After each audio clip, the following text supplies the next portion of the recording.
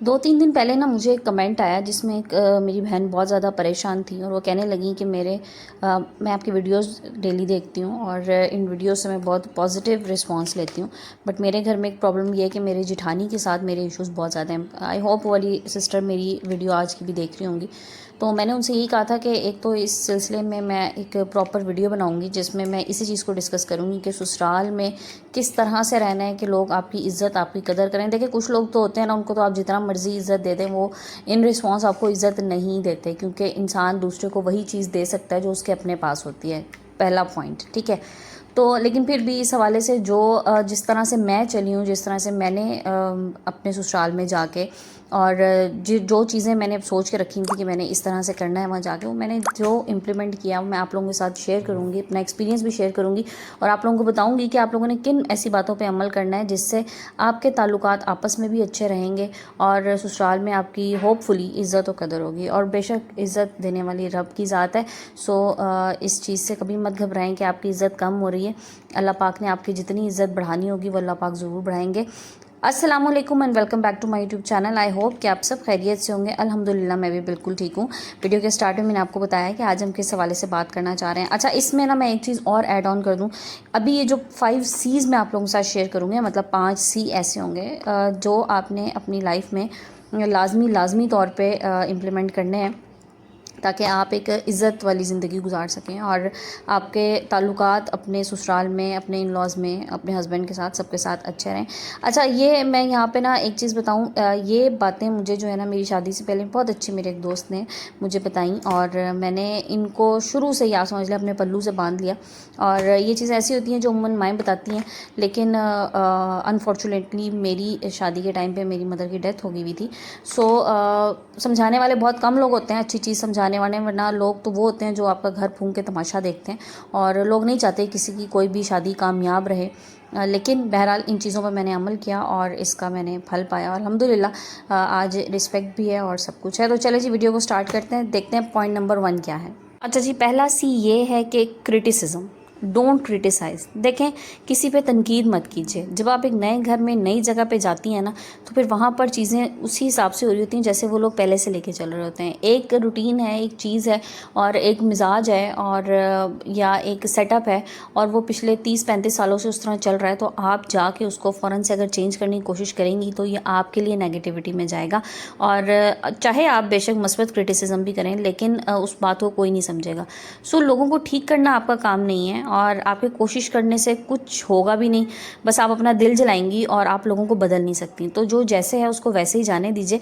हाँ, अपने आप में बेहतरी लाने की भरपूर कोशिश कीजिए, क्योंकि जब आप नई जगह पे जाती हैं ना तो आपको खुद को उस माहौल में एडजस्ट करना पड़ता है, ना कि आप पूरा माहौल चेंज करने की कोशिश करें। वो नहीं हो सकता। इसके लिए आपको अपनी ज़िंदगी के ना बड़े कीमती 8-10 साल देने पड़ते हैं ससुराल को। उसके बाद चीज़ें चेंज होना शुरू होती हैं, फिर वो आपके मुताबिक होना शुरू हो जाती हैं। लेकिन शुरू में चीज़ें जो जैसे चल रही होती हैं उन्हें वैसे ही चलने दीजिए। कुछ लोग होते हैं बहुत लकी जो शुरू में ही जाके चीज़ों को चेंज कर लेते हैं। शायद वहाँ लोगों में फ्लेक्सिबिलिटी ज़्यादा होती है, लेकिन जज कीजिए जिस जगह आप गई हैं, अगर वहाँ लोगों में फ्लेक्सिबिलिटी नहीं है, चेंज को अडॉप्ट करने की फ्लेक्सिबिलिटी उनमें नहीं है, तो फिर उन्हें चेंज करने की, उन्हें क्रिटिसाइज़ करके चेंज करने की बिल्कुल कोशिश ना कीजिए। इससे आप अपना ही नुकसान करेंगी। क्योंकि देखिए, जिस माशरे में हम लोग रहते हैं ना, यहाँ पे कोई इंसान भी अपनी गलती मानने को तैयार नहीं है। आप किसी को समझाएंगे ना तो वो उल्टा आपको गलत समझेंगे और आपसे दूर भागेंगे और आपको नापसंद करेंगे, बल्कि आपसे नफरत करना शुरू हो जाएंगे। सो किसी को समझा के, किसी को गलत साबित करके खुद को सही साबित करने की कोशिश मत कीजिए। जो जैसे चल रहा है उसे वैसे चलने दीजिए। अच्छा, फिर बाज़ ख़वातीन को ना माज़रत के साथ ये बड़ी आदत होती है कि उठते बैठते तनकीद करने की, कि अच्छा और ये कहने की कि जी नहीं, ये आप गलत कर रहे हैं, इस तरह तो नहीं करना, इस तरह तो नहीं होता, इससे तो ये हो जाएगा। मतलब मुस्तकबिल का भी एक ना खौफनाक सा नक्शा दूसरों के आगे खींच के रख देना। तो फिर लोगों को यही लगता है कि ये शायद हमें टेक ओवर करने की कोशिश कर रहे हैं और फिर देखें, कोई भी अपनी जगह से हिलने को तो तैयार नहीं है इस दुनिया में। सो आपको भी चाहिए कि आप अपनी जगह बरकरार रखिए और अपनी जगह पर बैठ के और बस देखते जाएँ कि क्या हो रहा है और क्या नहीं हो रहा। चलते हैं जी सी नंबर 2 की तरफ, और सी नंबर 2 है क्राई। Don't cry. देखिए, रोना बंद कर दें। बाज़ दफ़ा क्या होता है, ख़वातीन ना सबसे बड़ी गलती ये करती हैं कि वो ना बात बे बात बेजा रोना शुरू हो जाती हैं, सारी ज़िंदगी रोती ही रहती हैं कि जी मेरे साथ ही क्या हो गया, मेरे साथ वो हो गया, मैं लुट गई, मैं बर्बाद हो गई। अच्छा, और इसमें एक चीज़ और बताऊँ, वो रोते रोते ना अमूमन बड़ी बड़ी चीज़ें जो है ना, वो गलतियाँ बहुत बड़ी अपने लिए खुद कर लेती हैं। लाइक हस्बैंड के सामने रोना धोना कि जी मेरे साथ अच्छा नहीं है, आप मेरे साथ अच्छा नहीं कर रहे, आपके माँ बाप जो है ना वो मेरे साथ सही नहीं कर रहे, आपके बहन भाई, आपकी भाभियाँ जो भी हैं आपके घर में, तो ये लोग मेरे साथ ठीक नहीं कर रहे, ओहो काश मैं यहाँ ना होती, मेरे लिए तो जी बड़े बड़े रिश्ते थे। अच्छा, ये वाला एक ना ख़वातीन का बड़ा बड़ा मज़े का पॉइंट होता है, हस्बैंड को बैठ के ये कहना, मेरे लिए तो ना बहुत बड़े बड़े रिश्ते, घरों से रिश्ते आए हुए थे और पता नहीं जी मेरे घर वालों ने आपको क्यों सिलेक्ट कर लिया। तो देखें, ये वाली बात तो बिल्कुल ना किया करें, और इस पर मर्द मुड़ के आपको यही कहेगा कि फिर मेरे से शादी करने की क्या ज़रूरत थी।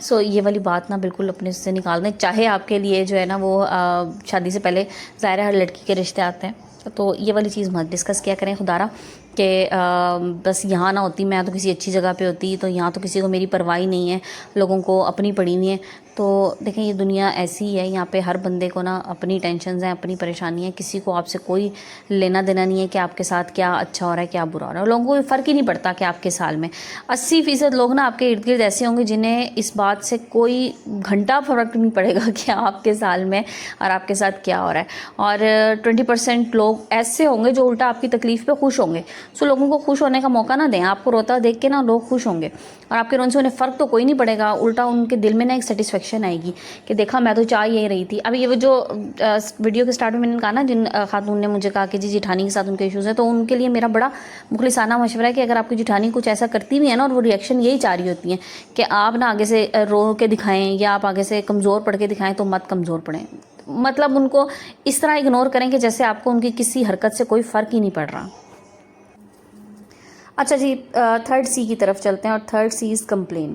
देखें, ज़िंदगी में कंप्लेंट्स करना छोड़ दें। आप जब बात बे बात कंप्लेन करेंगी ना कि फ़लाना सही काम नहीं कर रहा है, इसकी गलती है, इसकी वजह से ये जो कंप्लेंट्स है ना, ये कंप्लेंट्स आपको जो है ना ये समझ लें कि आपके लेवल से नीचे गिरा देती हैं। हर बात पे, हर चीज़ पे शिकायत करना छोड़ दीजिए। ज़िंदगी में जो कुछ चल रहा है, जिस तरह से चल रहा है, बाज़ दफ़ा चीज़ों को उनके हाल पे छोड़ देना असल अक्लमंदी होती है। सो चीज़ों को उनके हाल पे छोड़ दीजिए, आप आगे बढ़ें कंप्लेंट्स किए बगैर। जब बात पे बात आप कंप्लेंट्स करती रहेंगी, लोगों को गलतियाँ बताती रहेंगी कि प्रॉब्लम्स देखें हर एक की ज़िंदगी में, और इनकी शिकायत करते रहना और इल्ज़ामात दूसरों पे लगाते रहना ना, ये आपकी कमज़ोरी की अलामत होती है। कोई प्रॉब्लम अगर है ज़िंदगी में, उसे हल करने की कोशिश कीजिए, किसी अक्लमंद से मशवरा कर लीजिए। और सबसे पहला बेहतरीन मशवरा तो आपका और आपके स्पाउस का है। अपनी सोच को हमेशा मुस्बत रखिए, और उसमें जो है ना, अपनी सोच को जब आप मुस्बत रखेंगी तो आप कोई ना कोई रोशन पहलू हर चीज़ का निकाल लेंगी। और इसके अलावा क्या आपने करना है, जैसे मैंने कहा ना कि अपने स्पाउस के साथ मिलके, मतलब अपने हस्बैंड के साथ मिलके मामलात को ठीक करने की कोशिश कीजिए। कंप्लेंट्स करने वाले बनने के बजाय ना, दूसरों की कंप्लेंट्स को और दूसरों की प्रॉब्लम्स को हल करने वाला बने।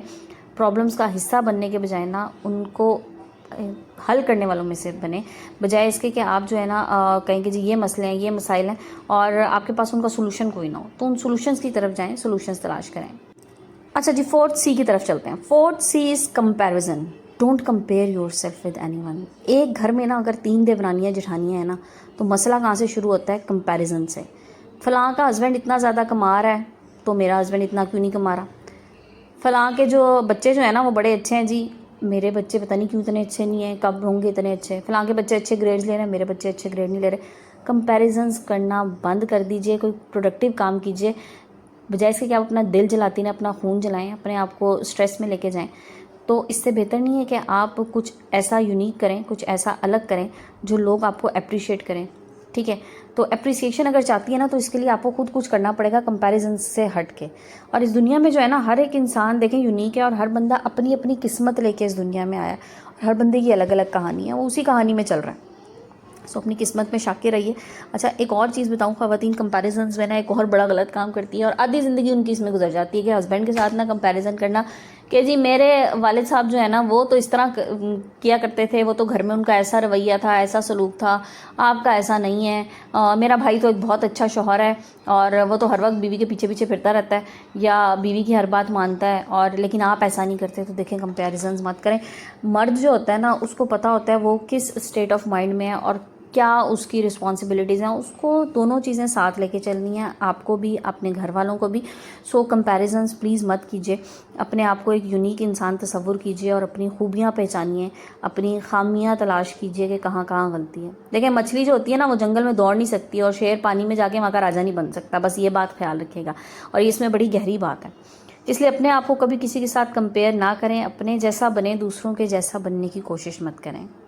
अच्छा जी, फिफ्थ और लास्ट सी इज़ कॉम्प्लीमेंट। देखिए हम अपने गिलो शिकवों का तो बड़ी फराग दिली से, बड़े खुले दिल से इजहार कर देते हैं, और जब कोई चीज़ हमारी मर्ज़ी के मुताबिक ना हो तो हम पूरी चढ़ाई कर देते हैं कि ये चीज़ इस तरह नहीं थी, इस तरह होनी चाहिए थी, यूँ गलती हो गई, ऐसे हो गया। तो गिले शिकवे करने के लिए ना हम लोग बड़े खुले दिल के होते हैं, लेकिन जब काम हमारी मर्ज़ी के मुताबिक हो जाता है ना समटाइम्स, तो हम खामोश हो जाते हैं। अब देखिए तारीफ़ तो है ना, फिर हक बनता है। अब खाना अच्छा नहीं पकाया ना किसी ने, तो हम बड़ा शोर मचाएंगे, या आज देवरानी की या जिठानी की बारी होगी ना खाना बनाने की, तो उसमें ज़रा सी उससे गलती हो गई तो हम बड़ा शोर मचाते हैं कि ओह हो, ये तुमने क्या पका दिया, मेरे मियाँ को तो ऐसा अच्छा ही लगता, आज मिर्चें बड़ी ज़्यादा हैं, तुम तो नमक ही नहीं ठीक डालती, खाने का जायका तो अजीब सा है, इसमें 100 गलतियाँ निकालेंगी।